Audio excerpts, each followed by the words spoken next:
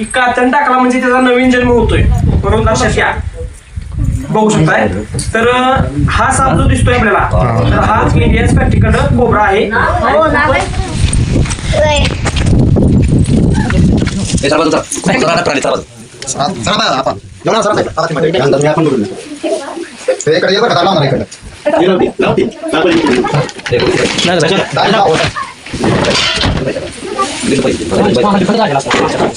तर नमस्कार मित्रांनो, सर्पमित्र विजय सूर्यवंशी या यूट्यूब चॅनल सर्वांचं स्वागत आहे.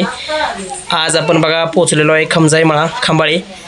तर एक महत्त्वाचा विषय म्हणजे की घरामध्ये चांगली टाईलची फरशी आपल्याला दिसत्या आणि त्या टाईलच्या फरशीच्या पाठीमागं एक स्पेक्टिकल्ड कोब्रा असण्याची शक्यता आपल्याला वाटत्या. कारण सेफ्टीवरून तो साप तसाच वाटतोय. थोडंसं आपण त्याला बाहेर घेतोय बघा. तर हा साप आपल्याला दिसलेला आहे. तर बघा मित्रांनो की सापाचे डोळे निळे झालेले आपल्याला दिसत आहेत.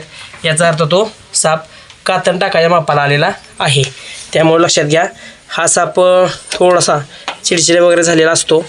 तर आपण त्याला न वेळ वाया घालता पकडून घेणार आहोत. तर बघा कशा पद्धतीने तो फणा वगैरे दाखवतोय आपल्याला आणि फणा वगैरे दाखवून तो आपल्याला पूर्वचेतावणी देण्याची शक्यता आहे.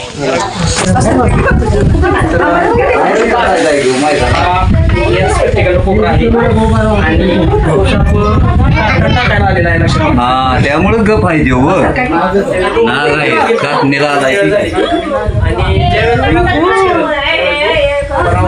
घ्या इकडं मैदानात तर बघा मित्रांनो की असे साप जर घरात आले तर घाबरून जाऊ नका. पहिली गोष्ट, कारण कुठलाही साप आपल्याला जाणून चावत नसतो. त्याला आपण इजा केली, पाय वगैरे दिला तर साप स्वतःच्या रक्षणासाठी जाऊ शकतो. आता कातण टाकणे हा एक काय प्रकार असतो मी तुम्हाला समजावून सांगायचं की लोकांचा गैरसमज काय आहे की कातण टाकला म्हणजे त्याचा नवीन जन्म होतोय. परंतु लक्षात घ्या, कातण टाकणे म्हणजे नवीन जन्म नसतो. लक्षात घ्या, जी गोष्ट जन्माला आल्या त्याचा मृत्यू हा 100% असतो. लक्षात घ्या, साप अमर कधी सुद्धा नसतो. आता सापांच्या विषयामध्ये कसं झालं की गैरसमज काय बघा की लहानपणाची कापड आपल्याला आता बसतात का, तर नाही. कारण कसं असतं की आपला आकार वाढला की आपण कपडे बदलत असतो. तसं सापाचा आकार वाढला की 3 महिन्यात एकदा 3 ते 4 महिन्यात एकदा तो कातण सोडत असतो. लक्षात घ्या. बघू शकताय. तर हा साप जो दिसतोय आपल्याला तर हा इंडियन स्पेक्टिकल्ड कोब्रा आहे. विषारी आहे, घाबरून जाऊ नका. कारण साप आपल्याला स्वतःहून कधी चावत नसतो. आपली त्याला इजा झाली तर साप चावू शकतो. बघू शकता, घाबरू नका, सांगा करू नका. आणि बघा कातण टाकायचा जो कालावधी असतो तर तो 10 दिवसाचा कालावधी असतो आणि त्या 10 दिवसामध्ये तो त्याला कातण सोडायचे असते. लक्षात घ्या. आणि त्याचा स्वभाव थोडासा चिडचिड झालेला असतो आणि डोळ्यावरती त्या मृतपेशींचा थर आल्यामुळं तर त्याला जास्त लांबचं स्पष्ट दिसत नसतं. लक्षात घ्या. आणि या 10 दिवसामध्ये त्याला ते कातण सोडून नवीन जन्म घेत नसतो. ऍक्च्युली तर नवीन डेड सेल्स जे असतात म्हणजे की मृतपेशी बघू शकता त्याला पुसून दिसत असतं, एकदम क्लिअर दिसत नसतं. असा जर साप वॉर्निंग द्यायला लागला तर त्याच्या जास्त जवळ जायचं नसतं, जवळ जायचं नसतं. आता मी हा गुडघा हलवतोय अशा पद्धतीनं म्हणून तो आपल्याला वॉर्निंग देण्याचं काम करतोय. बघा आता त्याच्या फण्याच्या पाठीमागची जर डिझाईन बघितली तर ती एकदम मुसट झालेलं दिसत असेल तुम्हाला, कारण तो कापणीला आल्यामुळे. आणि त्याचा जो रंग आहे तो डार्क चॉकलेटी रंग आहे. बघा बॅटरी बघू शकताय कशा पद्धतीने तो दिसतोय. लक्षात घ्या, सापांच्या विषयी गैरसमज समाजामध्ये असल्यामुळं लोक सापांना घाबरत असतात. लक्षात घ्या, साप आपल्याला जाणून बुजून कधी चावत नसतो. त्यामुळं सापांचं अस्तित्व खूप महत्वाचं आहे. लक्षात घ्या. बघू शकताय तो चिडलेला आहे. मी मगाशी पण सांगितलं तुम्हाला की ज्या वेळेला साप कातण टाकायला येत असतो 10 दिवसाचा कालावधी तर त्या 10 दिवसामध्ये तो खूप चिडचिड झालेला असतो, कारण त्याला ते कात आतून टोचत असत्या. बघू शकताय. आणि सापांच्या बद्दल अजून एक मोठा गैरसमज की नाग पुंगीवर डुलतो असा एक गैरसमज मोठा आहे.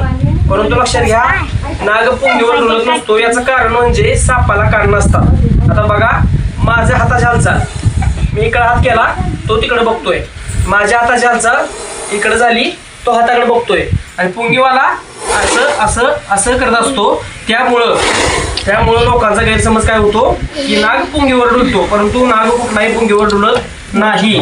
चुकीचा कुणीही गैरसमज करू सापांना इजा पोहोचवण्याचा प्रयत्न करू नका. आता तो फणा काढून उभा राहिलाय फक्त, तो माग लागत नाही. याचा अर्थ तो आपल्याला फक्त भीती दाखवायचं काम करतोय. जाणून बुजून कधी साप चावत नाही आणि नागाचा 80% कोरडा चावा असतो. म्हणजे नाग चावल्यानंतर 80% विष सोडत नसतो. त्याला जर इजा झाली त्याच्यावरती आपला पाय पडला, त्याला वेदना होत असतील तरच साप चावू शकतो. बघू शकता तो तुमच्याकडे बघतोय, कारण तुमची हलती वस्तू त्याला जाणवल्यामुळे, तुम्ही हल्ल्यामुळं तो तुमच्याकडे बघून तुम्हाला भीती दाखवण्याचा प्रयत्न करतोय फक्त. बाकी साप मागं लागून कधी चावत नाही.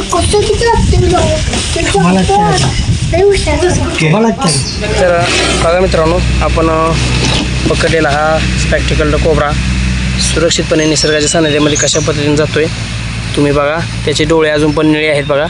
थोड्याच वेळापूर्वी 10-15 मिनिटापूर्वी आपण पकडला होता. आज सुरक्षितपणे जंगलामध्ये रिलीजसुद्धा केलेला आहे. तर बघा मित्रांनो, माहिती आवडली असेल तर लाईक करा, शेअर करा आणि आपल्या सर्व मित्र विजय सूर्यवंशी या यूट्यूब चॅनलला सबस्क्राईब करून बाजू बेल आयकॉन बटन दाबून ऑल ऑप्शन क्लिक करायला विसरू नका. जय हिंद, जय भारत, जय महाराष्ट्र मित्रांनो.